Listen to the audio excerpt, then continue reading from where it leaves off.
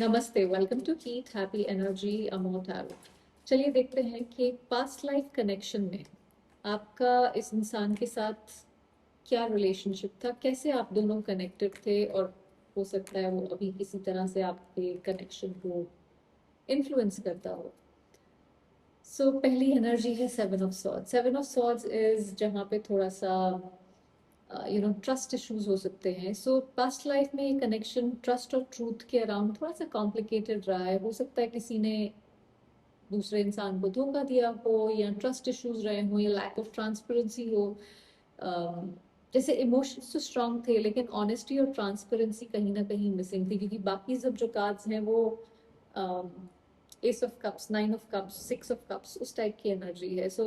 Emotions तो definitely थे। इसलिए इस लाइफ टाइम में भी ये कनेक्शन कंफ्यूजन क्रिएट करता है, क्योंकि सोल को याद है कि कुछ बातें तब भी छुपाई गई थी। पास्ट लाइफ का बॉन्ड इनकम्प्लीट ट्रूथ और इमोशनल अवॉइडेंस से जुड़ा हुआ है कहीं। मून की एनर्जी है नेक्स्ट। देखिए, जो unresolved emotions, fears, confusion, again moon भी उसी तरह की बातों को रिप्रेजेंट करता है। मिसअंडरस्टैंडिंग्स जो पास्ट लाइफ से कैरी फॉरवर्ड हुई हैं, जो इस लाइफ टाइम में एंजाइटी और इमोशनल अनसर्टनिटी कैरी कर रही हैं, और उसके फॉर्म में जैसे ट्रिगर होती हैं आप में या इस दूसरे इंसान में। अ, हर किसी की सिचुएशन फर्क होगी। ये कनेक्शन लॉजिकल नहीं लगता है, क्योंकि ये दिमाग से ज्यादा दिल और सबकॉन्शियस में कहीं ना कहीं एक्टिवेटेड है। पास्ट लाइफ कंफ्यूजन और फियर इस लाइफ टाइम में इमोशनल अनसर्टनिटी बनकर एक तरह से सर्विस पे बार बार आ रहा है। अगर आपको लगता है कि ये रीडिंग आपसे रेजोनेट करती है तो सब्सक्राइब जरूर करिएगा। S of cups. देखिए, जो कार्मिक लेसन है इस कनेक्शन का, इस सोल कॉन्ट्रैक्ट का सबसे बड़ा, वो है इमोशनल हीलिंग, इमोशनल ओपननेस, पुराने इमोशनल पैटर्न्स को रिपीट ना करने की बजाय उन्हें क्लीन स्लेट से ट्रांसफॉर्म करना। आप दोनों को एक दूसरे के थ्रू ये सीखना था कि प्यार दर्द से नहीं, इमोशनल ऑनेस्टी से ग्रो करता है।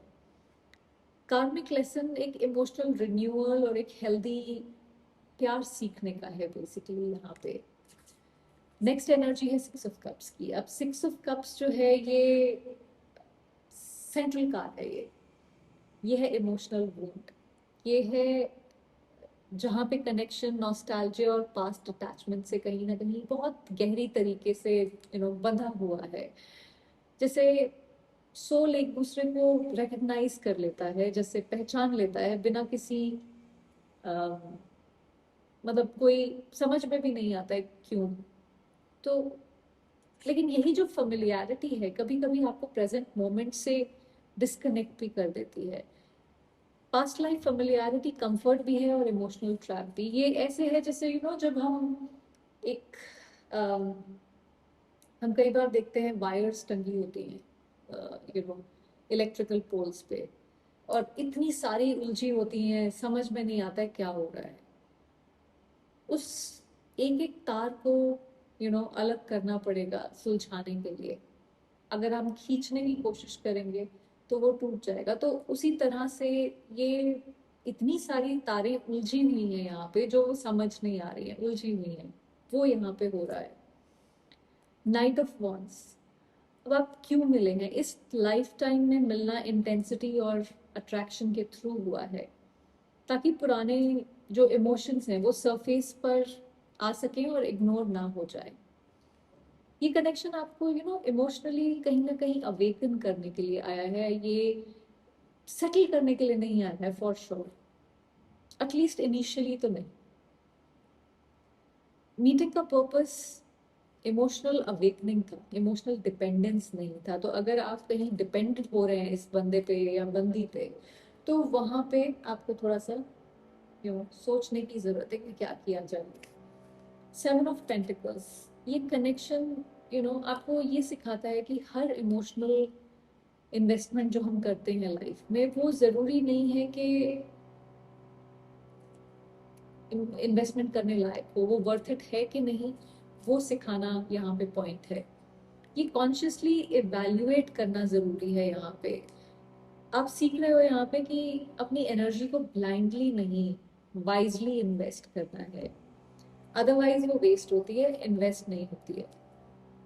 सो ये कनेक्शन आपको इमोशनल डिसर्नमेंट कहीं ना कहीं सेल्फ रिस्पेक्ट सिखाता है।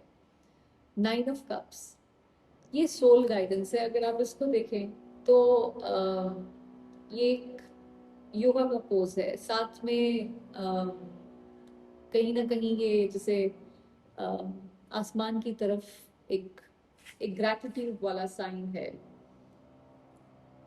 गाइडेंस आपके लिए ये है कि जो ट्रू फुलफिलमेंट है वो बाहर से नहीं आएगी, वो अंदर से ही आती है। ये जब आप खुद इमोशनली सेटिस्फाइड होते हो तब आप यू नो कनेक्शंस को नीड से नहीं, चॉइस से देखते हो। आपके सोल का मैसेज है कि सेल्फ फुलफिलमेंट जरूरी है इमोशनल डिपेंडेंसी की बजाय। तो ये पास्ट लाइफ कनेक्शन जो है, ये इस लाइफ टाइम में क्लैरिटी, हीलिंग, सेल्फ अवेयरनेस के लिए एक्टिवेट हुआ है। इसका पर्पस सिर्फ रोमांस नहीं है, बल्कि आपको अपनी इमोशनल पावर और वर्थ समझाने का भी है यहाँ पे। सो देखिए, इस रीडिंग का सबसे इम्पोर्टेंट टेक अवे जो है वो है कि आप अपनी लाइफ का सेंटर हो। सो किसी और को अपनी लाइफ का सेंटर मत बना दो। ये कनेक्शन मीनिंगफुल हो सकता है, ये इंटेंस हो सकता है, लेकिन इसका मतलब ये नहीं है कि आप अपनी पीस किसी और के हाथ में पकड़ा दो। आप कठपुतली नहीं, आप यहाँ पे किसी को समझने के लिए नहीं आए हो, या खुद को भूलने के लिए नहीं आए हो यहाँ पे। मतलब आप अपनी अपनी जिंदगी का जो सेंटर है, अपनी जिंदगी को पकड़ के रखिए, किसी और के हाथ में मत दे दीजिए कि उसके जिंदगी के हिसाब से आपकी जिंदगी चले। नहीं, वो म्यूचुअल ही होना चाहिए। अगर वो म्यूचुअल नहीं होगा तो आप इस 9 ऑफ कप्स की एनर्जी में आ ही नहीं पाओगे, वही लेसन आप रिपीट करते चले जाओगे। सो अपने दिल को ओपन रखिए, लेकिन अपनी सेल्फ रिस्पेक्ट के साथ, किसी को अपनी सेल्फ रिस्पेक्ट को कुचलने मत दीजिए। सो जो आपके साथ अलाइंड होगा वो आपको छोटा महसूस नहीं कराएगा, वो आपके साथ ये बार बार गोस्टिंग नहीं करेगा, बार बार हॉट एंड कोल्ड बिहेव नहीं करेगा, आपको डिफाइन नहीं करेगा।